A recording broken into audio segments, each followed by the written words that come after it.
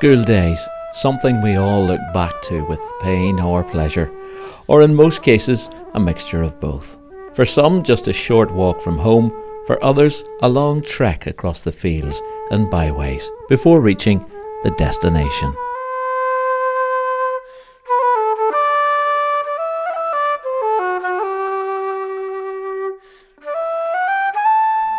This is Greenan's Cross School, where building began just 100 years ago.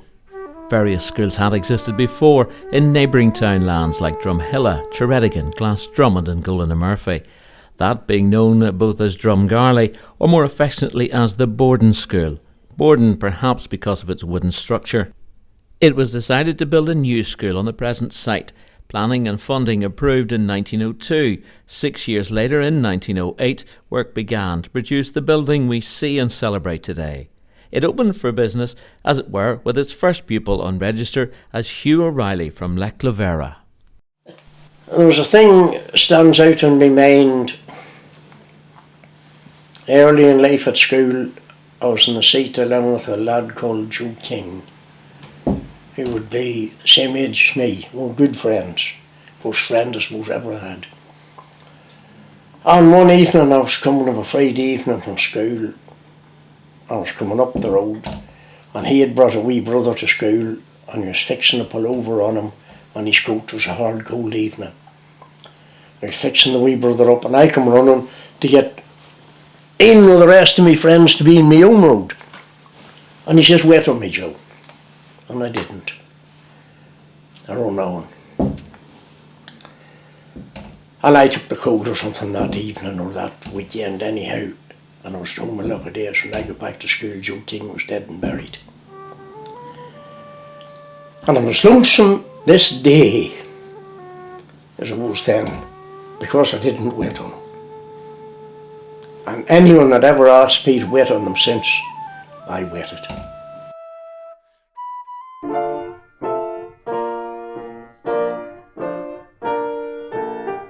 Thomas D'Arcy McGee, born in April 1825 in Carlingford in County Louth. His mother the daughter of a local businessman, his father an exciseman. The family moved to Wexford when D'Arcy McGee was 8 years old.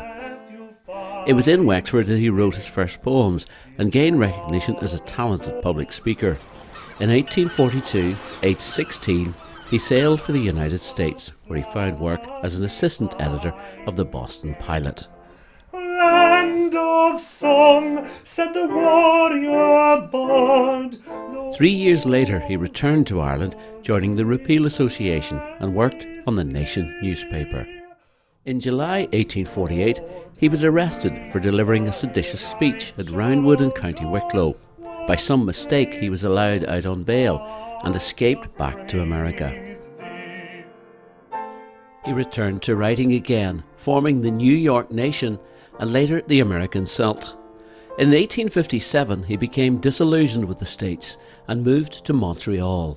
A year later, he was elected to the Canadian Legislative Assembly. In a Conservative government of 1863, he became Minister for Agriculture and Immigration.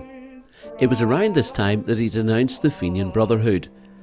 Following the Confederation of Canada, McGee was elected to the first Canadian Parliament in 1867.